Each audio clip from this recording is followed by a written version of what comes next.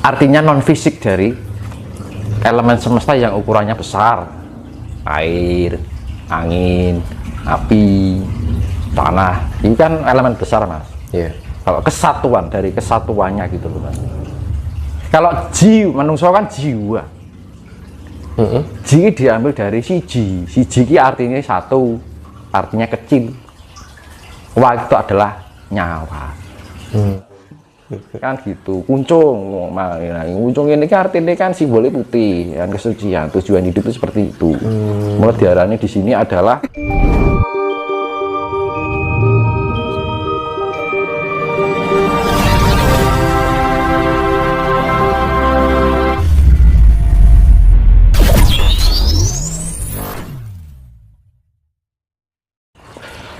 pengennya pintar pandai tapi tidak mau rekosone, susahnya nggak mau, enak kok, pengennya instan, nggak mau buat proses.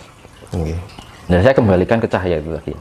Semakin kita untuk menjadi subjek itu ya menghasilkan cahaya, untuk menjadi cahaya itu kan perlu proses dari redup menjadi terang, dan itu terang pun juga distabilkan. Lampu kalau semakin terang kan juga nggak enak di mata kan. Kalau redup juga nggak enak, enaknya ya sedengan. Makanya perlunya kalau dalam listrik kan perlunya stabilisator. Stabilizer itu kan untuk menyeimbangkan biar tidak lebih dan tidak kurang. Nah, esensinya spiritual yang begitu mas, bukan untuk menjadi kehebatan, kesuksesan dan segalanya dan sebagainya kan gitu. Salah memanfaatkan. Jangan menjadi budaya-budaya seperti ini, akhirnya pada kedepannya akan merugikan untuk alam itu sendiri. Ketika kita merugikan alam itu sendiri, yang merasakan kita sendiri juga. Ya memang kalau kita diarahkan spiritual bisa menjadi pusing ini ya memang enak.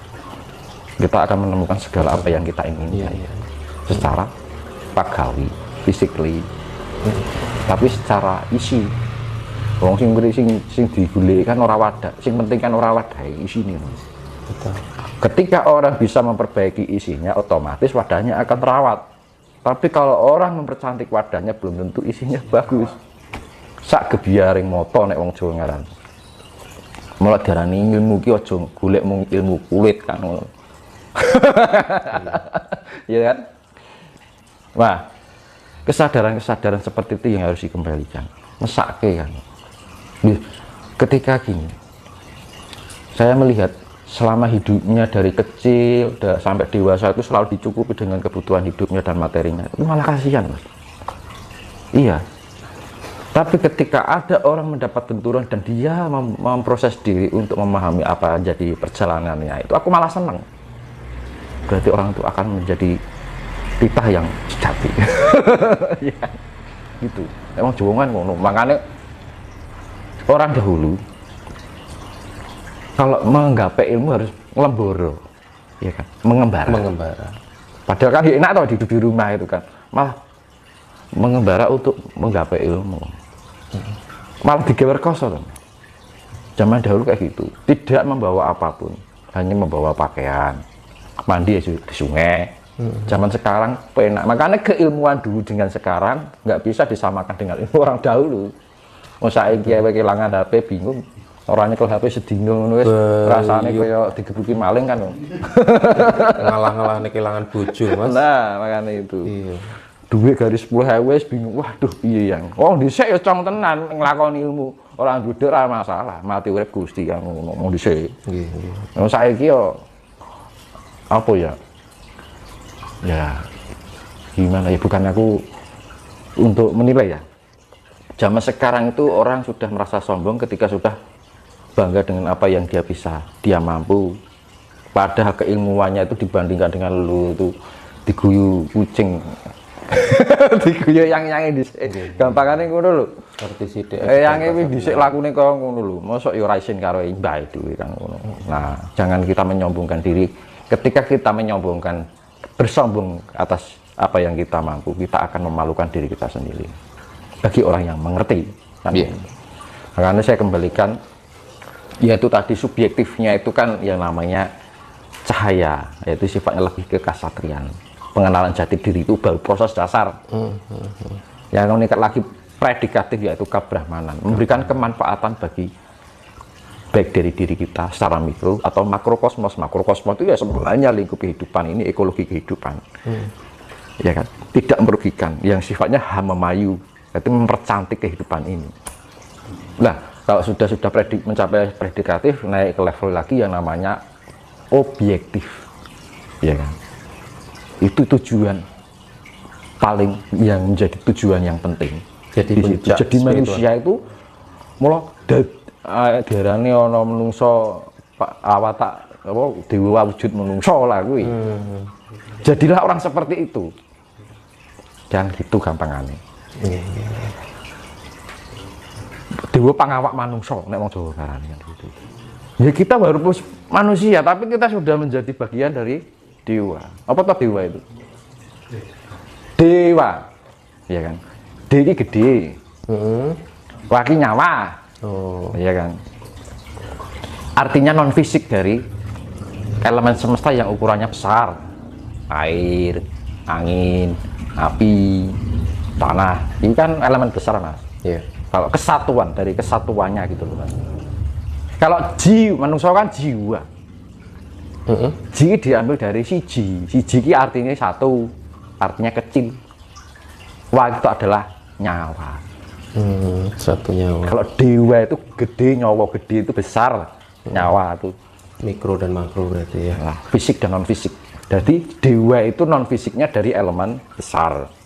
Contohnya misalnya awan disebutnya dewa nih, non fisiknya dari awan itu yang namanya dewa Sambu. Atmosfer dewa Krishna. Gravitasi bumi dewa Cakra. Jadi Medan magnet, gambaran manusia tentang dewa itu dari gambaran manusia itu sendiri ya. Tentang sosoknya itu kan diimajinasikan sudah dibudidaya oleh leluhur kita. Misalnya ya, leluhur kita dulu kan mengenal hal itu agar orang itu bisa mudah untuk komunikasi, diimajinasikan dalam sebuah sosok, disimbolisasi, kan gitu loh. Contohnya Semar, digambarnya wetenge blending, ya loh. Orang itu kan harus banyak pengetahuan, memakan ilmu, gitu. Antingnya Lombok, artinya antingnya Lombok itu Semar itu tidak menghiraukan suara-suara yang memedaskan telinga. Sing suara sing pedes-pedes. Nah, pedes sing nglarake hati akhirnya. Iya toh. Nah, makanya dikei Lombok, aku duwe penawar ini lebih Lombok pedes. Ini lebih pedas dari capanmu kan ngono lho. Ya toh, Mas. Kan gitu. Kuncung, kuncung ini kan artinya kan simbolnya putih, kan kesucian, tujuan hidup itu seperti itu. Mulai diarani di sini adalah apa yang namanya kelenjar pineal atau mata kotika. Wong ngerti ngene iki kan ora kae. Ngono, tangane nduding ini ngerti wong orang ngerti tujuan urip ku apa. Orang hidup tidak mengetahui tujuan hidup arep apa kan. Oh tujuan malah golek duit, golek kaya nek wis rampung dadi ragane arep mbok gowo kok. Kan wah ora ya. Tangan kanan menunjuk terus tangan kirinya ngerti apa sing ning buri. Kita harus tahu apa yang enggak kita lihat oleh mata. Dalam arti kita tuh kita mengetahui sekeliling kita tidak harus selalu dengan mata kita sendiri. Ngono Mas. Ya, terus mripate itu kaya wong nangis kan gitu ya. Iya. Ya wong iki kayak bersedih gitu ya. Bersedih tapi mulutnya tersenyum. Nah, kuwi aneh tapi tersenyum. Hidup itu kan nek ibaratnya ngene, urip iki digawe seneng ning aja dienggo seneng-seneng. Hidup itu dibikin senang tapi jangan buat senang-senang kan gitu kan. Gitu Mas. Wong saiki kira dibeli seneng. Barang sing penak-penak ngono sing ana bolongane. Seneng ya seneng tapi wis sing paling enak darani apa jenenge ada ya anu iblis bisa keluar masuk surga iki surga ya sing bemet sing bemet iblis cek Mas ini bagian dari relaksasi karena apa humoris itu bagian dari spiritualitas itu untuk menetralisir ketegangan saraf. Saya kembalikan sih bahas mau ya Dewa ya. Dewa.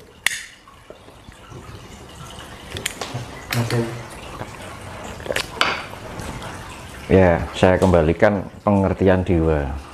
Jadi dewa itu gede, D itu dan wa. Gede itu besar, wa itu nyawa. Jadi nyawa ukuran besar. Jadi non fisik dari elemen semesta yang ukurannya besar.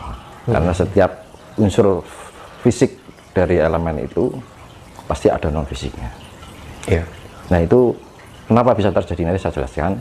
Dan kalau manusia itu pakainya jiwa, siji, ji dari ji dan wa. Ji itu siji, artinya satu. Kan kita individu, yang namanya individu kan satu. Artinya kecil. Wa itu nyawa, jadi nyawa yang ukurannya kecil. Di mana disebutnya jiwa. Ya. Dan nyawa itu apa tuh sebenarnya? Wong bingung tuh nyawa itu apa jane. Gini kan lihat listrik itu ada nyawa enggak? Ada. Apa ya? Energi. Nah, nyawa itu terbentuk dari kesatuan energi, yaitu adanya pergerakan dan gesekan dari 5 unsur semesta. Cahaya, air, tanah, api, angin. Ya kan? Air. Makanya kan di dunia ini tidak ada air juga tidak akan ada cahaya penghasil listriknya. Ada pergerakan dari 5 elemen semesta itu. Makanya kan murub tuh akhirnya menemukan membentuk cahaya. Makanya nyawa itu ketika ada kesatuan yang ada pergerakan dan pergesekan antara 5 unsur ini akan terbentuklah energi. Nah, energi dari kesatuan energi itu maka disebutnya senyawa. Gitu, Mas. Karena satu kesatuan dari beberapa energi itu, energi pergerakan itu. Nah, senyawa itu maka secara bahasa metafisik fisikanya itu kan disebutnya elektromagnetik. Iya. Ya kan. Elektro kan energi listrik. Magnetik itu karena ada pergerakan itu akhirnya terjadilah energi yang namanya magnet. Nah, magnet ini akan menghasilkan listrik. Dari magnet listrik akhirnya menimbulkan cahaya yang disebut jiwa. Kalau secara mikro, kalau makronya disebut dewa. Dan itu mempunyai karakter masing-masing. Kan gitu. Ya. Jiwanya jenengan karakter gitu, cahayanya sudah lain yang gitu. Berarti kan gitu. Ya sama aja air dengan udara dengan tanah. Makanya udara disebut batara bayu. Ya gelap sama terang. Itu yang namanya dewa dan jiwa. Orang pada bingung dewa itu ada nggak? Ya ada. Cuman orang salah mengerti dan tidak mengerti apa itu dewa. Kita menyembah dewa dianggap keliru. Nah, gitu. Lah bagaimana ketika kita bisa berkomunikasi dengan dewa, ketika manusia itu bisa memahami jiwanya. Ketika orang bisa mampu memahami jiwanya itu, maka dia akan bisa berkomunikasi atau berkoneksi dengan yang namanya dewa. Gitu. Makanya menjadi jiwa. Makanya kan kita kalau meditasi lakukanlah dengan sepenuh jiwa. Berarti memahami dengan benar-benar kita mendalami. Jadi kita meditasi itu kita benar-benar menghayati Bang, sepenuh jiwa bahwa hidup itu sangat mendamaikan dan menenteramkan. Kalau orang sudah mampu merasakan itu, tidak ada keburukan di dunia ini. Tidak ada negatif apapun diri, karena kita sudah menjalani pribadi kita bukan sebagai manusia lagi, tapi sebagai jiwa. Ya, ketika orang bisa paham dengan jiwanya, dia akan bisa terkoneksi dan komunikasi dengan para dewa. Karena satu unsur, mau bedanya cilik atau gede, besar atau kecil gitu aja. Gitu. Iya. Makanya untuk mencapai jiwa, pendalaman jiwa itu tidak gampang. Tapi yang panjenengan jelaskan tadi tentang dewa, itu apakah sama dengan mitologi Yunani? Mas Dinus, yang bagaimana tentang definisi tentang dewa? Kalau di mitologi Yunani kan ada dewa dan dewi. Jadi ada jenis kelamin. Itu sebutan ya Mas? Ya, sebutan di bawah segala sesuatu. Mereka juga memahami. Cuma dari kesini termakan zaman dan waktu, orang persepsinya lain, perspektifnya, ya kan. Dari perkembangan. Dari pemahaman orang dulu dengan sekarang itu sudah lain, jauh berbeda. Perkembangan Makanya kan peradaban. setiap kata orang dahulu itu selalu dibentuk dari esensi ini. Kenapa dikatakan dewa gede? Karena nyawa gede, jiwa nyawa kecil, jiji artinya individu, satu artinya kecil, mikro. Nyawa itu apa? Terjadinya pergerakan dan pergesekan itu akhirnya menghasilkan energi magnetika. Lah energi magnetika ini bisa menimbulkan listrik. Dinamo ya loh mas, gitu. Ya. Dan listrik itu diberikan balon, akhirnya timbullah cahaya. Lah balon itu kok ruh. Lah ruhnya itu akan menghasilkan cahaya namanya jiwa. Makanya ketika orang yang sekarat itu lah dipancing pakai alat listrik, detak jantungnya, gitu. Makanya saya pesan kalau menaruh HP jangan di area jantung. Karena apa? Itu adalah di sini itu pusat untuk penggerakan energi itu. Nek wong ibaratnya motor ya shaker. Di shaker itu ada pergerakan akhirnya menghasilkan elektromagnetik akhirnya menjadikan cahaya. Itu efeknya. Iya itu kan. Terus koyo nek misalnya kendaraan CDI ya mas. 10 lah 10 ada bus ini. Iya kan. Untuk menghasilkan energi elektromagnetik. Elektro itu akhirnya menghasilkan listrikan. Malah motor itu di starter businya di gini, cap, ya kan, keluar cahayanya itu, kecelapan. Efeknya apa mas Dimas? Apanya mas? Jika keseringan menaruh HP di. Nah ini kan karena ini untuk pengendali mas energi. Lho nek jenengan Benturan. lho saiki wong patokane urip ana nyawane karo ora ning kene to mas. Makanya kan ada kalau ning rumah sakitnya deteksi jantung. Titit wis gak enak nah itu kan. Ya itu, ya sama aja. Makanya jangan menaruh. Ini kan ada unsur sinyal. Sinyal ini kan ada gelombang frekuensi. Nah itu akan benturan, mas. Iya. Nah ini akhirnya untuk pengaturan energi di sini tidak bagus.